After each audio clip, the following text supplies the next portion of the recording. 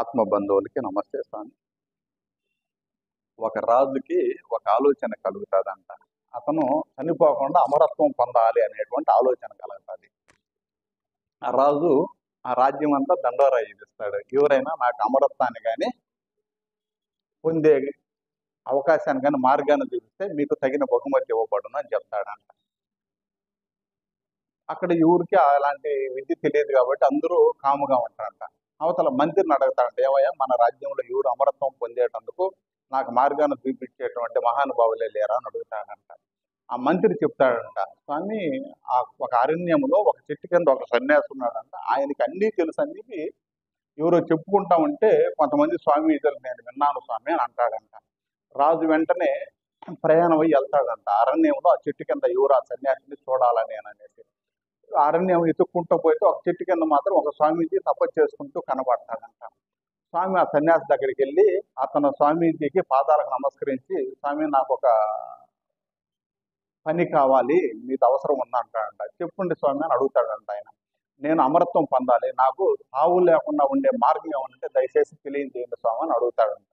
ఆ స్వామి ఒకసారి నవ్వి అయినా పర్వాలేదు అని చెప్తాడంట.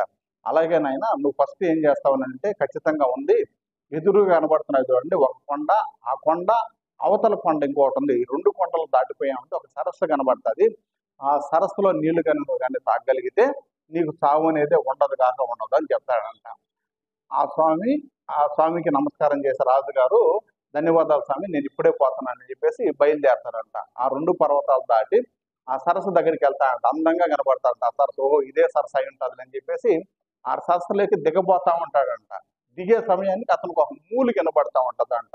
ఎవరో ఒక పెద్ద ఆయన అని మొలగతా ఉంటాడు ఆ పక్క చెట్టు కింద పడుకొని. చక్కన రాజుకు డౌట్ వస్తుందంట, ఈ పర్వతాల యువతల ఇంత అరణ్యంలో ఎవరబ్బాయి మూలగతా ఉన్నాడు, ఒకసారి కనుక్కున్నా అని చెప్పేసి నేరుగా పెద్ద ఆయన వెళ్తాడంట. ఆ పెద్ద ఆయన కాడికి, ఎవరయ్యా నువ్వు ఇక్కడ కూర్చొని మూలగతా ఉండ, ఏ నీ కథ అని అడుగుతాడంట. ఆయన చెప్తాడంట, నాకు 150 సంవత్సరాల పైన వయసు వచ్చేసింది, ఈ సరస్సులో నీళ్లు తాగాను, నడవలేని స్థితి, ముసలోడిని అయిపోయి ఉన్నాను, నా కొడుకు చూడకపోతే చనిపోయాడు, మనవాళ్ళు మనవరాళ్ళు ఉన్నారు, వాళ్ళు నాకు అన్నం పెట్టకుండా ఎప్పుడో 70 సంవత్సరాల క్రితమే తరివేశారు, ఇంకా నాకు ఇంకా వేరే దోమ లేదు కాబట్టి ఇక్కడే ఉంటున్నాను, ఆహారము నీళ్లు తాగకపోయినా కానీ నాకు సాగు రావటం లేదు, లేవలేని పరిస్థితిలో ఉన్నాను, తిరగలేని పరిస్థితిలో ఉన్నాను అని అంటాడంట. రాజుకి వెంటనే డౌట్ వస్తుందంట, ఓహో నేను అమరత్వం మాత్రమే కోరుకున్నాను, అటుగా ఉంటే యవనం కూడా కావాలని కోరుకుంటే బాగుంటది కదా, ముసలోని కాకుండా ఉంటాను కదా అని ఆమె ఆలోచించి వెంటనే తిరుక్కొని మళ్ళీ ఆ స్వామీజీ దగ్గరకు వచ్చేస్తాను. రాజుగారు వచ్చి మళ్ళీ ఏమైనా తాగేసి వచ్చానంటే, లేదు స్వామి తాగలేదు నేను, నాకు అమరత్వంతో పాటు యవ్వనం కూడా కావాలి, నేను ఇదే విధంగా ఉండాలి బతికినాను రోజులు అని చెప్తాడంట. స్వామి మళ్ళీ ఆలోచించి, అట్లాగే నాయన నువ్వు 2 పర్వతాలు అటుపక్క దాటినావు కదా, ఇప్పుడు ఈ దిక్కులో పో, 3 పర్వతాల తర్వాత ఒక చెట్టు ఉంటది, అది కూడా పసుపుగా ఉంటది, కాయలన్నీ కూడా పసుపు రంగులో ఉంటాయి, ఆ పండుగ నువ్వు కానీ ఒక్కటి కానీ తిన్నావంటే నువ్వు యవ్వనంగానే ఉంటావు, ఇబ్బంది ఏమి లేదు నాయన అంటాడంట. అట్లాగే గురువు గారి దగ్గర ఆశీర్వాదం తీసుకొని సెలవు తీసుకొని రాజుగారు బయలుదేరతాడంట. అవతల దిక్కుకి వెళ్ళి 3 పర్వతాలు దాటిన తర్వాత ఎదుగుతాడంట. అరణ్యంలో ఒక చెట్టు కనబడుతుంది, పసుపుగా కనబడుతుంది, పసుపు పండ్లు కూడా కనబడతాయి. కానీ ఆ కాయలు కోసుకునే లోపల ఆ పక్కన కొంతమంది గొడవలు పెట్టుకుంటా కొట్టుకుంటా చుట్టుకుంటా ఉన్నారంట. ఏంద్రా ఈ స్థలంలోకి వచ్చి వీళ్ళు కొట్టుకుంటున్నారే, ఎవరు అయ్యారు అని చెప్పి కనుక్కున్నాని చెప్పి అక్కడికి వెళ్తాడంట. ఏం స్వామి మీరు ఎవరయ్యా ఇక్కడ కొట్టుకుంటున్నారా అని అడుగుతాడంట. ఫస్ట్ లో ఉండి అతను చెప్తాడంట, చూడండి ఇతను మా నాయన, నాకు ఆస్తి ఇవ్వమంటే ఇవ్వడం లేదండి, అందుకని ఏడుకొచ్చి కొట్టుకుంటున్నాం మేము అని అన్నారంట. ఏం పెద్ద ఆయన ఆస్తి ఎందుకు ఇవ్వలేదా అని అడుగుతాడంట. ఇంతకీ నీ వయసు ఎంత అని అడుగుతాడంట. ఫస్ట్ అతను చెప్తాడు, నాకు 350 సంవత్సరాలండి, ఇప్పుడు కూడా నా కొడుకు నాకు ఆస్తి ఇవ్వడం లేదని చెప్తాడంట. నీకు 300 సంవత్సరాలు ఉన్నాయా అని అడుగుతాడంట. అవునండి అని అన్నాడంట. అవతల అతను సైజు వస్తాడంట, ఏమయ్యా అతనికి ఆస్తి ఇవ్వటలేదని అంటే, నాకు 400 సంవత్సరాలు నాయన, మా అబ్బాయి ఈ పక్కనే ఉన్నాడు, ఈయన నాకు ఆస్తి ఇవ్వలేదు, నేను ఎక్కడి నుంచి ఇవ్వగలుగుతాను అంటాడంట. ఆయన సాయం చూస్తాడంట. ఆయన ఆ పక్కతను చూపిస్తాడంట, నాకు 450 సంవత్సరాలు అయినా మా అబ్బాయి ఇంతవరకు నాకు ఆస్తి ఇవ్వలేదు, ఈయన మా అబ్బ కూడాను అని అంటాడంట. మళ్ళీ ఆయన సాయం చూస్తాడంట. ఆయన చెప్తాడంట, నాకుండే ఆస్తి అంతా ఏళ్ళకి ఇచ్చేస్తే నన్ను రేపు చూడకపోతే నా పరిస్థితి ఏందని, అందుకని నేను ఆస్తి ఇవ్వలేదు, ఈ గొడవలన్నీ అట్లాంటప్పుడు మీరు ఏడికి ఎందుకు వచ్చారని అడుగుతాడంట.